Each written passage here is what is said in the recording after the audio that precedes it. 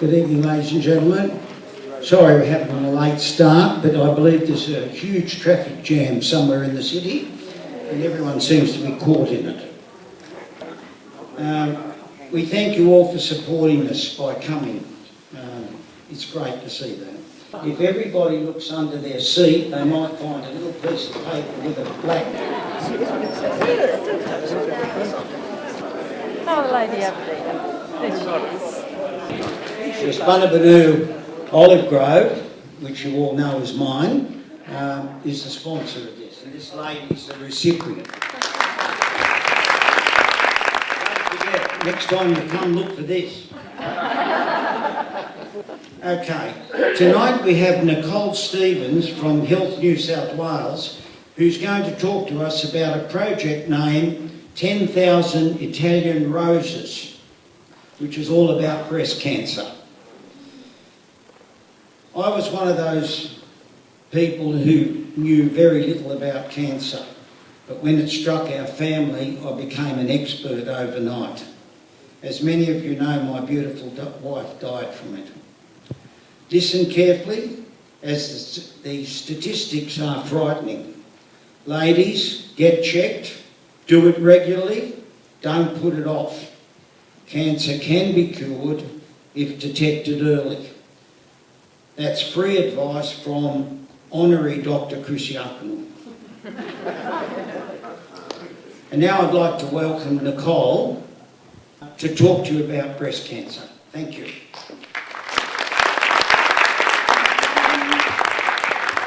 So, has anyone got any thoughts or ideas about why so few women, Italian women, might get breast screened?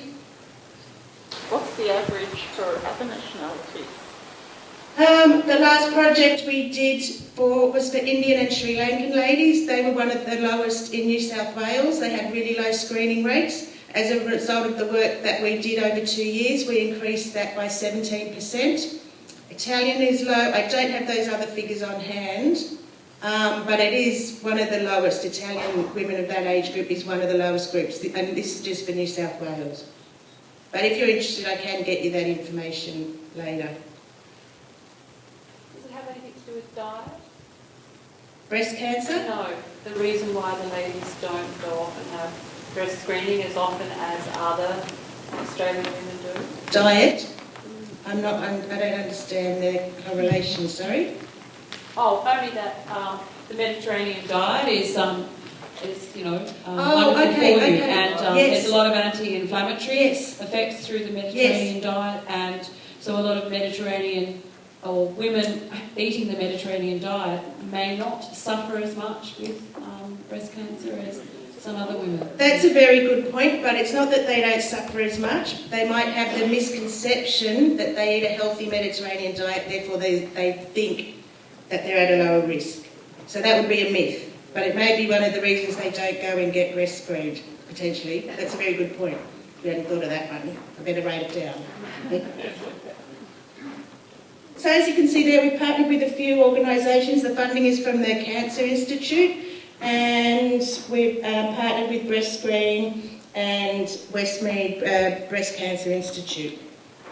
So that's a bit more about who's involved. It's also, we've got the University of Technology involved because it's health and health government funding. It's all about making sure things are very rigorous and getting the data. But it's actually very important because if we prove that, there's a need within, say, the Italian community, we need the backup of somewhere like UTS, so then we can keep getting and advocate for services for the Italian community. So it's really important that you have your voice and that, you make yourselves known, especially within a health setting. So this one is why only target women of that age. Most breast cancers occur in women aged over 50. However, you can get free breast screen if you're 40 years or over. But the target group is 50 to 74, and it's less effective for younger women just because of the nature and the makeup of the breast tissue. The project is still in its planning phases, although this is my first official kind of talk about the project. We're aiming to launch at the end of June, so we'll get information about the launch out to people pretty soon. Okay, so what is the 10,000 Italian Roses Project only target Italian women? I touched on that just a second ago. So 3 out of 10, only 3 out of 10 Italian women in that age group get breast screened on a regular basis. So there's approximately 14,000 Italian women in New South Wales of Italian background, so their parents were born in Italy, or they were born in Italy, or they speak Italian at home. So 3 out of 10, so 7 out of 10, that equals 10,000. So it's a bit ambitious, but we're aiming to get 10,000 women in New South Wales to go and get breast screened in the next 18 months. And so that's where you guys come in. It's about talking about the issue, bringing it up, talk to your mothers, your sisters, your aunties, talk to your neighbour, encourage them to go and get breast screened, and to also encourage them to then actually tell the service that they're of Italian background. That's a really important part. As I said, then that will go into the data and all that boring stuff in the background, but that ensures then we get services to the Italian community that are needed. Just a little bit about the actual program, BreastScreen New South Wales, specifically for women 50 to 74. It's really important that you have regular screening every 2 years. There's some statistics that have shown Italian women might go once and then they don't go again because they think, oh, well, they've got it done it once and they're okay. It's really important to get it done every 2 years. And as Chris mentioned, early detection is really vital because there's a lot of advances have been made with treatment, and so the earlier it's detected, the more likely the survival rate. Excuse me, Nicole, can Yes. I say, why the 74? My auntie, I just remembered after you said, my auntie had her breast off when she was 90 with breast cancer. Wow. I don't know the details whether she had a screening, I just don't know, I must ask my cousin. But she's 90. Wow, that's unusual, kind of an anomaly. Obviously, breast cancer can occur any time. But she did die she's about 94, but it wasn't from the breast Yes, cancer. So. yes. Well, hopefully they found it early, Yeah. and so she got treated. Because the survival rates are very high when found early, as I mentioned. I know my other auntie, her sister stopped having the screens about, 70. Yes. She wasn't young anymore. Yeah, well, 74, that's the recommended ages because that's the age bracket that it's most prevalent. And obviously younger women get it as well. So it's most prevalent women 50 to 74, across the board, not just Italian women. Also, it's free, BreastScreen, to go get your mammograms. It's absolutely free. And they have a very rigorous service where the mammograms get checked by 2 doctors. And if they can't agree, then it's checked by a 3rd doctor. Whereas if you go privately to get your mammograms, you're not necessarily getting that rigorous checking of the x-rays. So there's a few different places where you can go get your breast screening done. Obviously it depends what suburb you live in. There's been the van. The van's been at 5 Dot for a little while. There's information sent around about where the van's going to be, or you can go on the BreastScreen website because it moves around. There's local, closest to here would be RPA, Royal Prince Alfred Hospital. There's a BreastScreen clinic in there, Westmead Hospital, and also in Maya there's Sunflower Clinic. Not in all of them, but you can find out online. So there's quite a few different options of where you can go. So I touched on this before, so I won't labour the point too much, but some of the feedback we've received about why Italian women are reluctant to go and get breast screening are listed up there. So there's a lack of awareness. There's some cultural beliefs as well around cancer, that if it's God's will, then it's God's will, and that, that it's fate or destiny. Lack of support, and also maybe language barriers, so their English might not be very proficient, but there's help available in terms of getting interpreters, which is free, that can help and attend the appointments. And we can also organise group booking, so you can go with a bunch of friends, so you get that support as well. And also the concerns around modesty and shyness. You've got to get your top off. But all the people that work at the breast screening services, it's all female staff. So all up, this campaign will be running for 2 years, but we've spent about 6 months in the planning phase, so around 18 months. So hopefully from here on in, there'll be a lot more activity around the project. So hopefully you get to see the logo around and pamphlets and information. I stuffed 500 envelopes for the Italian ball. Not just me personally, it was the team, but I'll take the credit. So there's some resources in there and postcards. So we're getting the word out. The project as well, it's a bit of a multifaceted approach, so we're targeting women 50 to 74, obviously, because that's the target group, but we're also trying to talk to younger people so they can influence their family members and have the conversation so their sons and daughters can go and talk to their mums or grandmas or aunties, or younger friends can talk to their older people in their sphere. So these are just some of the key messages. I've touched on a couple of them. So 1 out of 8 women will develop breast cancer in their lifetime. There's a big misconception as well that often why people won't get breast screened is because they think, oh, it's not in my family history, none of my family have it. This is actually incorrect because 9 out of 10 women do not have a family history of breast cancer. That's really important. That's a big, big myth. So obviously that's an important message to get out to your friends and family. So one of the aims of the project as well is about bringing the community together and getting people talking, but it's about getting you involved, getting you doing what you'd like to do, getting messages across in a way that interests you, getting you involved in the project in a manner that is interesting to you. So we'd love to hear of any ideas or talks you may want us to come and do, any kind of projects. There's always a bit of an art element in these kind of projects that we do. So we're trying to still work on that side of the project. So we've got a few ideas cooking, but any ideas, we're trying to maybe get a collage workshop going or some crocheting groups or something like that. So again, it's free to get a breast screen, and it's really important that if you do, when you do go, to let them know that you're of Italian background. So we can show that, you know, as I said, there's a need in the Italian community and that our project is effective in getting the message across. And again, it's about every 2 years, because as I mentioned, Italian ladies don't seem to be going every 2 years.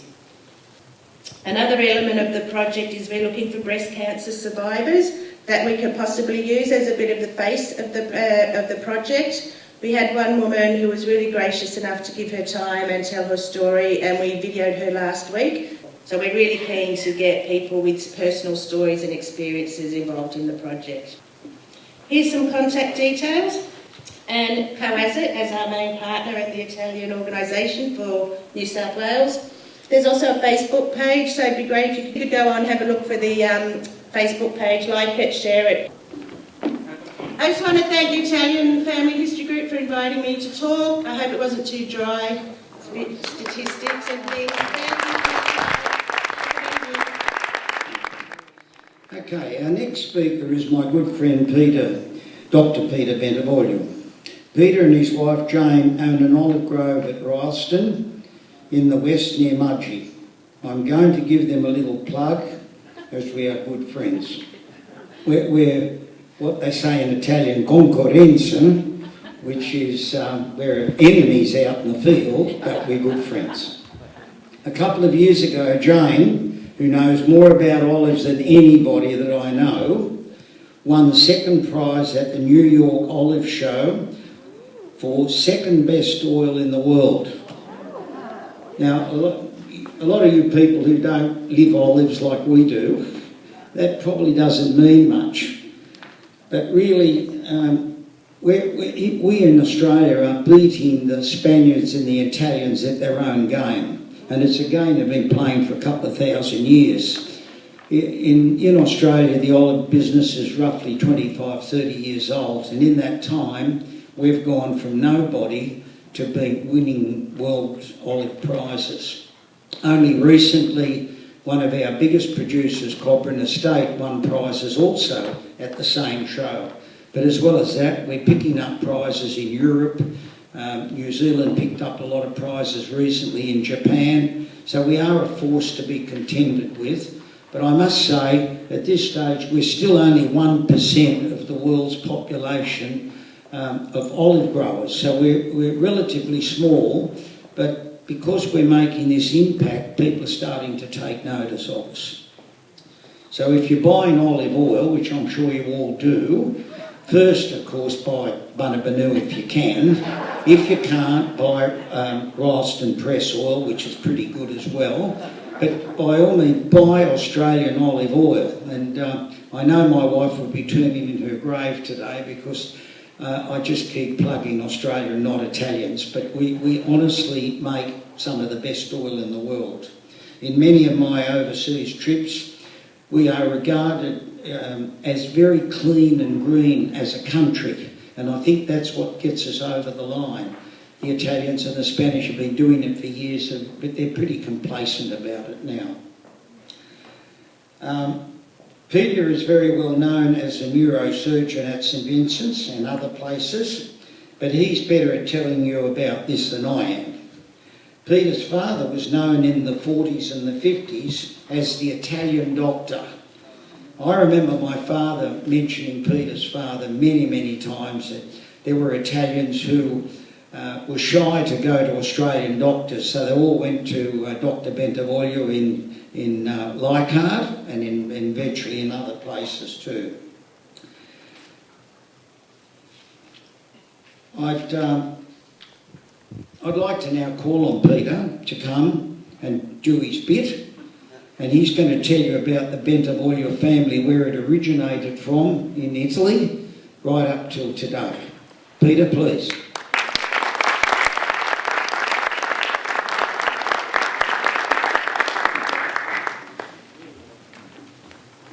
Well, thank you very much for having me here to talk about one of my favourite things, which I've bored my wife, who's here with us for years, and I hope I don't bore you to death with it tonight. Now, I fit into that I am the baby of the third generation of Bentivoglios that came to Australia. There are now 5 generations of Bentivoglios in Australia, and they started back in 1898. But before that, I'm going to tell you a little bit about the family history. We can trace the family history back to 1096, when Frederick II had an affair, with obviously a lady of good repute, because they had a boy, and they named it Bentivoglio. And if those of you who speak Italian, you understand voglio bene means I love you very much. So there is the root of the name.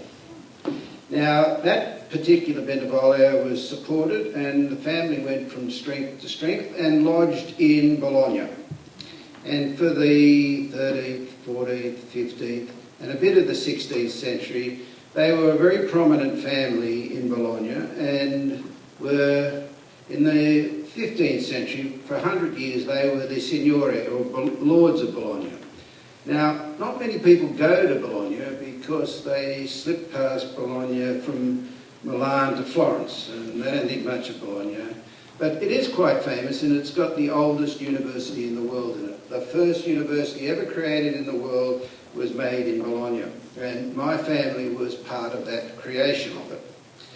And if you go to Bologna, you will find the Bentivoglio palaces, you'll find the Bentivoglio castles in the town of Bentivoglio, and Bazzano, there's the Rock of Bentivoglio, which is a real first-class castle on a hill with 50-foot thick walls and everything about it. And there you'll find the museum of the Bentivoglios in the actual the palace that they built inside the grounds of this great wall. There have been many religious Bentivoglios, several cardinals. One in particular was famous, and his picture hangs in the Pitti Palace. His name is Guido Bentivoglio, and he's famous because he sat on the council which convicted Galileo of the crimes, because he disagreed with Galileo, because Galileo said everything roamed around the sun. The church said everything roamed around earth, but that wasn't true, and we found that out. And he was sentenced to death, and Guido actually signed that form for execution, which was never happened because he was then put in jail, not in jail, he was left to live in captivity in his home residence. There are other Bentivoglio cardinals along the way, And there was Enzo Bentivoglio, who was the cardinal, who was the ambassador to the church in Rome, and he lived in the Villa d'Este, which if you've been to the Lakes district in Italy, you'll know the Villa d'Este, and that's where he lived, and he was the ambassador to the Vatican. The family actually was kicked out of Bologna in 1508 by Julius II, the Pope.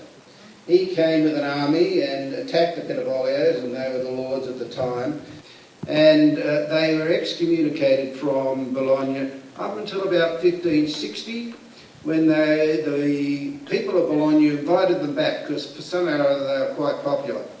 And they came back and they rebuilt the palace, which was destroyed by Julius II. If any of you have ever been to Bologna, the Bentivoglio Palace, the first one, sat where the Opera House of Bologna sits now. It was rebuilt, the Bentivoglio Palace was rebuilt about 400 metres behind that. It's in the middle of the university, and it still stands today, and my wife and I have been in the middle of it. We've walked around it and bumped into people who said, "What are you doing here?" And my wife said, "Oh, this is Dr. Bentivoglio." Well, they thought this was wonderful. And we had another wonderful experience when my wife and I went to the town of Bologna, the town of Bentivoglio, which has one of the castles there, which is a real fair dinkum castle. Built in 1480 by Giovanni, and it was sort of beaten up a bit in the Second World War because the Germans used it as a hospital, and you can still see today the red crosses on the wall that were used in the Second World War. It's now been taken over by a very famous research institute which have all their laboratories there, and they are allowed to take over the castle if they re-established it, got it back to its normal state, which they have done, and it actually looks quite fantastic. And my wife and I actually were caught sneaking around through the castle one day, and some person in a white coat came up and said, "What are you people doing here?" And my wife said, "This is Dr. Bentivoglio." Well, again, they welcomed me and they showed us all the way around through every room, and I can even tell you where the shape of tortellini came from. Do you really want to know that one? Yeah, it's a good story. The cook at the Bentivoglio Palace kept on looking through the keyhole of Lucretia, who was married to Annibale Bentivoglio, and while she was undressing, she had a funny shaped belly button. And he shaped tortellini on her belly button. And we were told that by this person, we didn't know this, so I'm telling it to you today. So the shape of tortellini was based on Lucretia's belly button. And there was another funny episode. We went to church, and we were in church, and everyone was looking around at us. Who are these people? Who are these people? God, I've never seen them before. Anyhow, the priest couldn't help himself either, so he had to come over. He came up and said, "Who are you?" And my wife said, "Oh, this is Dr. Bentivoglio from Australia." Well, he scampered back to the altar and said, "I'd like to tell you this is Professor," he called me Professor, he upgraded me, which was nice. "Professor Bentivoglio from Australia." Well, they all stood up and clapped and made a big song and dance of us. And when we went outside, they all came around and talked and wondered where we came from and how we fitted in. And I, to this day, don't really know how we fit into that aspect of the family. We can trace ourselves back to 1800 and where we came from there. And it was my grandfather and his wife Esther who came to Australia in 1898. And he was the editor of a socialist newspaper. Yes, I can hear you all go. Well, that's exactly right, because at that time the socialists and the fascists were always arguing with each other, and the Italians took their politics very seriously and used to shoot each other. So they left in a bit of a hurry. Now, why they came to Australia is a mystery. They jumped on a boat at Genoa, it must have been the first boat leaving town, but they ended up in Australia. But apparently back at that time in Italy, there was a lot of talk about Australia as a place of being a land of opportunity, and perhaps that was the reason they came to Australia, and they landed in Sydney in October 1898. So they were here actually before Australia became Australia. The family, the father, he became a British citizen in 1905. That's Carlo. That's equivalent to becoming an Australian citizen, because he didn't become an Australian citizen in those days. And they had 4 children, 2 girls, 2 boys. One girl, Mari, the eldest, was particularly famous in that she was the first Australian woman to get a PhD from Oxford University. She was a very intelligent woman. She did her research in crystals, and she presented her paper to the Royal Society, which is the most prominent scientific body of its time in the world, in 1924, and was granted a PhD. She then went on and lectured around the world as a guest of the National Geographic Society. She lectured in America and Britain and all around the world. Was caught in America during the war, and she lived in Mexico and created what we all know today as glad wrap.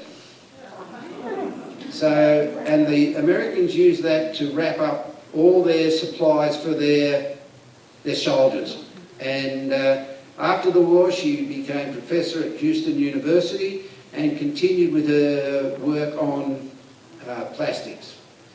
But she did some very important work which resulted in the end of the Second World War. Now, then there were my other aunt, Tina, who I never really got to know very much because I was relatively young when she decided to go and live with Mari in Italy, when Mari was about 65, I was about 10. So I never really knew her very much, but I remember her as the secretary of my father in Macquarie Street when he was working in Macquarie Street. My uncle, Co.As.It, he was an agricultural scientist and ended up as the head brewer for Resch's. And he retired when he was about 59 or something like that. And my father went to my old school. That's one of the reasons I went to my old school, because my father was an old boy. He went to Sydney Boys High, and he got into medicine. He graduated from medicine in 1938 at Prince Henry Hospital, and just as he was about to leave for England, of course the war broke out and he was unable to get to England. So he was caught up in Australia as a captain, working in various institutions to look after the people. He was civilly conscripted, basically. Anyhow, after the Second World War, this is when Dad set up in Norton Street, where we are at the moment.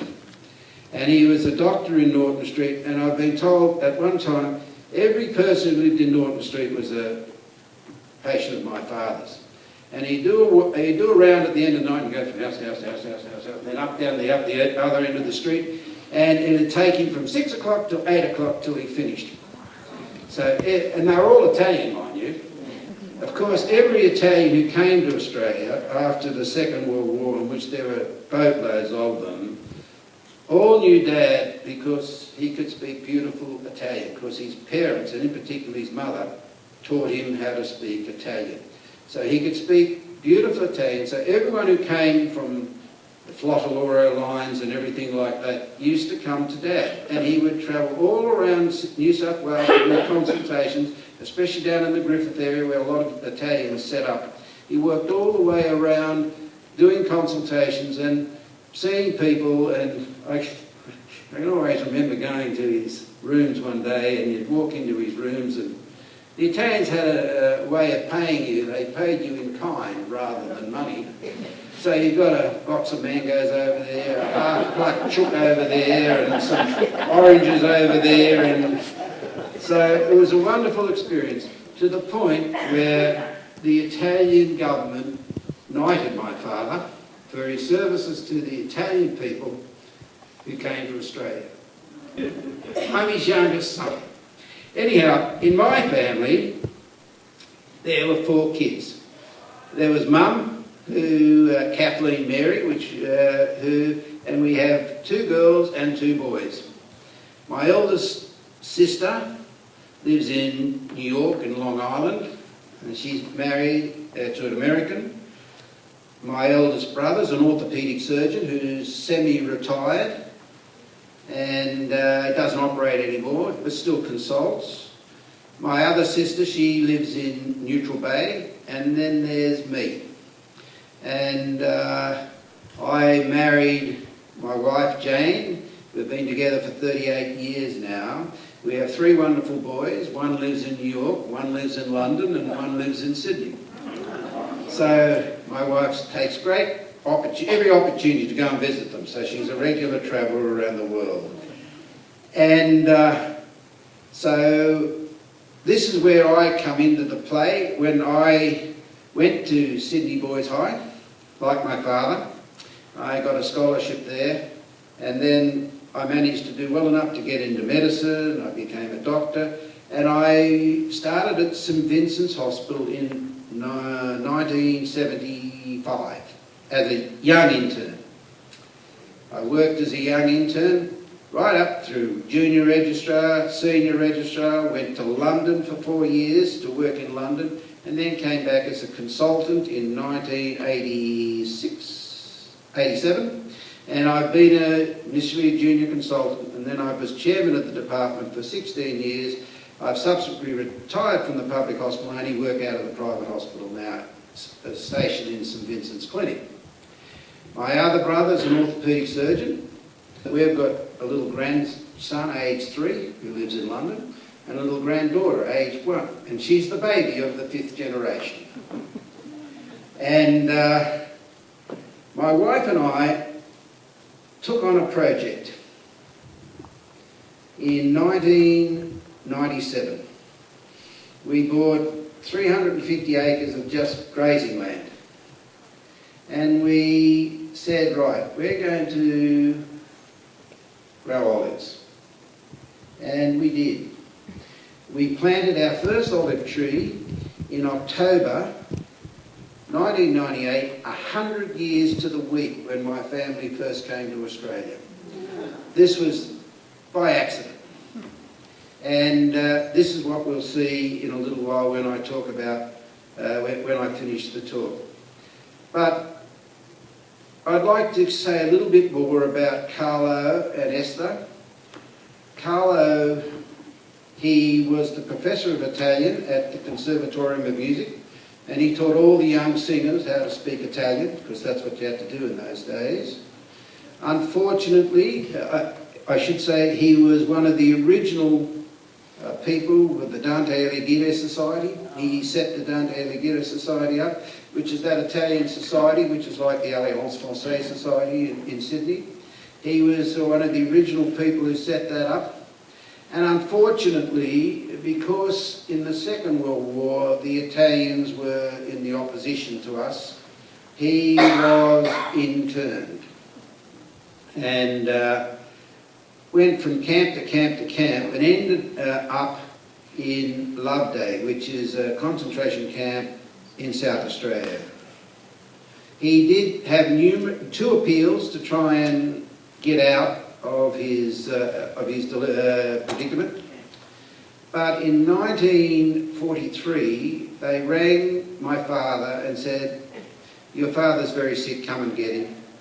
And my father went down and got him, and 24 hours later, my grandfather died from pneumonia.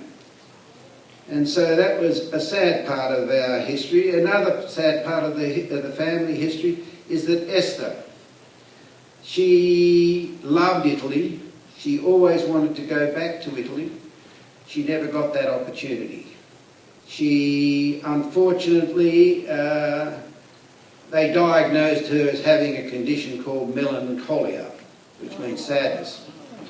And it was because she couldn't go back to Italy and re-establish her relationship with her cousins and brothers and sisters and things like that, that I think was the reason why she fell into this deep melancholia and ended up passing away in Gladesville Asylum in 1950. Unfortunately, I never got to know my grandparents on my father's side because I was born in 1951. So I never got to know those two, who were the original people who came to Australia, who made the sacrifice, knowing that they were well educated, that when they came to Australia that their degrees and everything would not be accepted in this country. And so they took 5 steps back. They worked hard. They lived in nice places. In fact, we've got pictures of the places they lived in, Young Street in Annandale and then in Coogee. So they lived in fairly affluent areas, and that all came about by good hard work. They gave every opportunity to their children. They all went to university. They all graduated from university and all made a significant impact on Sydney life. And of course, they had us. And we have tried to carry on with the family name, being very, very proud of it. We're all very proud of our Italian heritage. We love being Australian, but we're all very proud of our Italian heritage. And we go back to Italy many, many times. And we know it pretty well, Italy. We know our way around there pretty well. We know they drive terribly, and terribly fast as well. And but we love going to Bologna. And when you might know, the last Bentivoglio died in Bologna in 1960. That was the Countess who lived in that palace, and she left the palace to the university.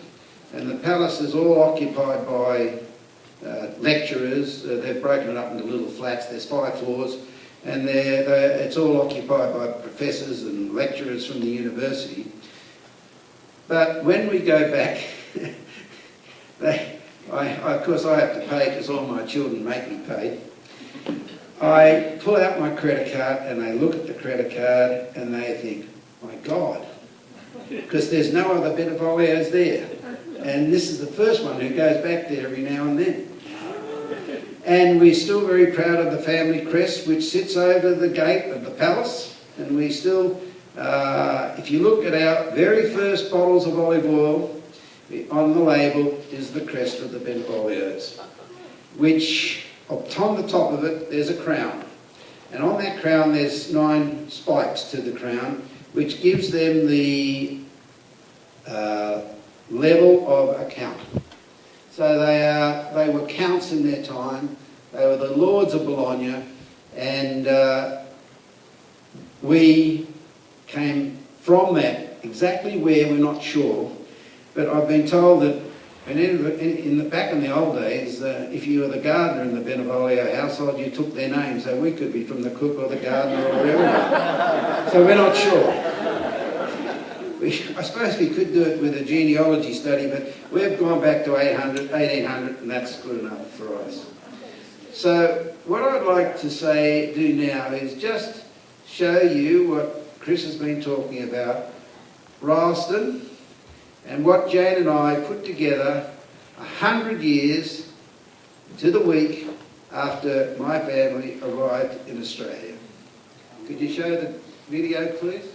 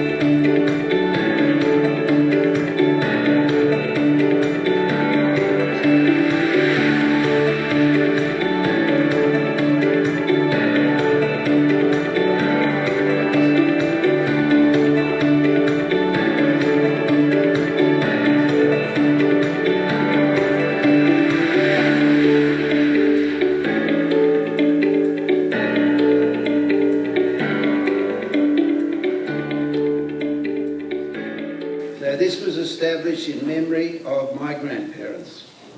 Thank you.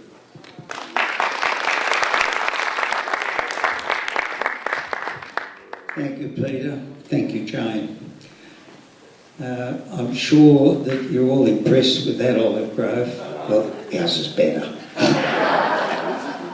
If anyone would like to ask Peter some questions, Michael Ming is going to be the roving guy through the audience. Any questions for Peter? Hi Peter, hi Jane, how are you? How many trees do you have, and when did you press your first oil? That was, you saw, was this year's harvest. We harvested 136 tonnes of olives. Last year we harvested 80 tonnes. The trees are 18 years old. It took us, we planted the first 6,000 trees. It took us a year and a half to set that grove, there's 3 groves, to set the groves up. The last grove, which has 2,000 trees, was planted 5 years later, so they're a little bit later. And the reason we did that is because when we started off, we didn't know which damn bloody olives to plant. And we were being advised by different people. We picked the land because it was north-facing, which is the right thing, gently undulating land. It had light soil. Olives like soil which are permeable, so that the trees don't get waterlogged, because if they get waterlogged, the roots die and they die. So it was a good sandy loam, which we've managed to improve by fertilisation with what we call our husk. So when we crush our olives, we get what's called the pip and matter, which we call the husk, and that goes out to our quarantine paddock. And every 2 years, when we add some chicken manure and hay, and we compost it, and we put 400 tonnes on the grove every 2 years, which is about 50 kilos for every tree. So we've managed to improve the soil by all those organic techniques. We haven't done any fertilisers, no superphosphate or anything like that. It's all been done by that. I might add that the person responsible for this grove is my wife. She's one of the foremost growers and producers of olive oil in Australia. I must say that there's a nice little community of olive oil growers in Australia, which is slowly but surely getting bigger. There's one big olive oil grower, which is Cobram, which we probably all know about, and they have been great leaders for the olive oil industry. They haven't tried to push anyone out. They've encouraged people, they've helped people, and they've been great leaders of the olive industry. Wouldn't you agree with that, Chris? And that is why the olive industry is slowly but surely developing in this country. We press for a whole lot of people. We just don't press for ourselves. We press for a whole lot of people. That press does 1.5 tons of olives an hour. And each different olive, we have 8 varieties of olives. So olives are very much like grapes. We blend our olive oil to get what we call a nice balanced oil, and this is what my wife does. She's got this magnificent palette, and that's why we win all these awards, because of her blending. She's our secret weapon. And we bring about 40,000 bottles a year into the country, which is only the bottles. Then we have empty bottles. So there's 40,000 bottles with our label on it, and then we have 3 litre tins, and we have 20 litre tins. Now the 20 litre tins are what we call our catering olive oil. Now that is virgin, not extra virgin. And this is extra virgin oil which has been sitting around for a bit too long, and it's a little bit tired, as my wife says. And that's what we use, and we back of house. We sell it to restaurants in 20 litre tins or 50 litre containers to use in the kitchen. Whereas the good stuff, which is in the bottle, they use its front of house, where they just add it to the cooked product. But they use the virgin in the kitchen to cook with. And we have many restaurants around Sydney who use our olive oil. And we used to supply Jamie Oliver in Australia. He had 7 restaurants. and we supply them all over Australia, and they use 30,000 litres of oil a year for 7 restaurants. So there was a wonderful session that, I don't know if any of you watched the Tour de France, the bicycle race where they pedal around France. At the beginning of it, they go through each area and they have a cooking session with it. And Jamie Oliver was on doing this cooking session, and he held up an olive oil bottle, and guess whose bottle it was? Ours. So that's pretty damn good. Did I answer your question? Has your method of pressing always been the same, or have you changed it as your grove has gotten bigger? Did you start out pressing with a continuous press, or did you change it? We started off with a smaller press because it took a fair few years for the trees to start producing heavily, and it was a smaller press, and it was called a 2-phase press. So we used doing 2-phase to start off with, but we only did that for about 2 or 3 years. And then when the grove came online, we went to this bigger one, which is a 3-phase press, which is ideal for us because our grove, you could see the mountains in the background, is 750 metres above sea level. And that means the olives are very fruity, very tangy, and a 2-phase press, you get less oil, but you get more pungent oil. Whereas the 3-phase, you get more oil and it's slightly less pungent, which works beautifully for our grove because our oil is quite pungent because it's so high up. The higher you go up to a point, the better the quality oil you get. One more here, Peter. I just wanted to know if you export your oil. Sorry? Do you export your oil? Interestingly enough, we did export our oil to the US, and then the global financial crisis came and that closed that down. We still send some olive oil to Singapore. We export to Singapore, but that's the only export that we're doing. We find that we have no trouble getting rid of our oil by the end of each year. We've got lots of outlets right throughout the east coast of Australia and South Australia and Melbourne and Victoria. And IGA sell our oil, as does Thomas Ducks. And there's lots of restaurants who use our olive oil in large amounts. Sorry? Yeah, okay, not all IGA stores, some of them. I would just like to ask a question about the light oil. I buy the light, not the extra virgin, it's too strong for me. Do you do that at all? I'll let my wife answer that. You might be horrified by what she says. Do you mind if she talks? She's the expert. Okay, so every time, with every batch of olives that comes through the press, I do a free fatty acid on each batch. That tells me if the oil is extra virgin or not extra virgin. To be an extra virgin olive oil, it's a worldwide certification.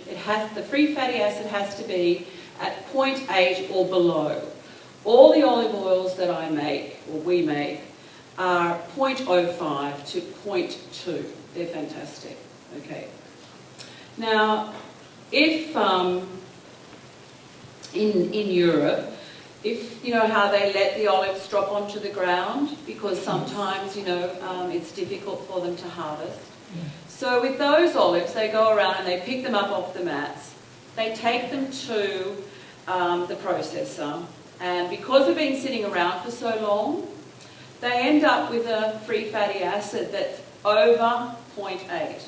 So the way the world certification goes, if 0 to 0.8 is extra virgin.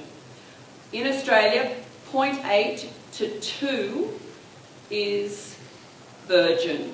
In Europe, 0.8 to 2 is virgin, and then 0.2 to 3 is ordinary. We don't have an ordinary certification in Australia.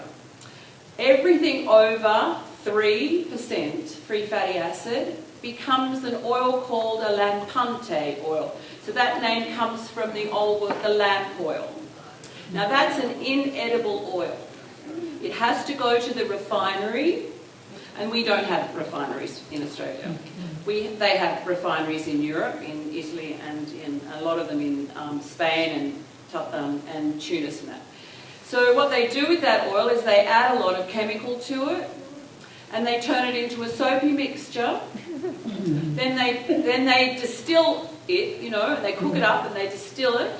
So you end up with a totally inert, oily substance. They deodorize that and they put it in a bottle, and you buy that in the supermarket as light olive oil. Okay? So it's not low in fat. So what do I do if I find that what they also do is with that inert product that they've deodorized, they add 10% of virgin olive oil to it because it has no character, that oil. Okay. And to have an olive oil character, it has to have some free fatty acids in it. So to put some free fatty acid in it, they give this oil 10% virgin, and then they call that a pure olive oil. So what do I do that I You don't find ever extra buy virgin is light. very strong for me? Yeah, so if you find extra virgin is too strong for you, Yes. so there are extra virgin olive oils out there that are softer, And you know what? Your palate changes every day. What you make for dinner or lunch on Monday, make it again on Wednesday or Thursday, and you could use a different oil and you'll still have the same wonderful dish. Okay. It's, you know, our palates change with all our emotions, and they change with what we do during the day. You know, our palate is different in the morning to what it is in the evening. Yeah. So I should get used to the extra virgin. Yes, it's much better for you because it lowers your LDL cholesterol. The extra virgin olive oil raises your HDL, and that's, you know, I mean, the romance of us making our olive oil was to help reduce the world's cholesterol.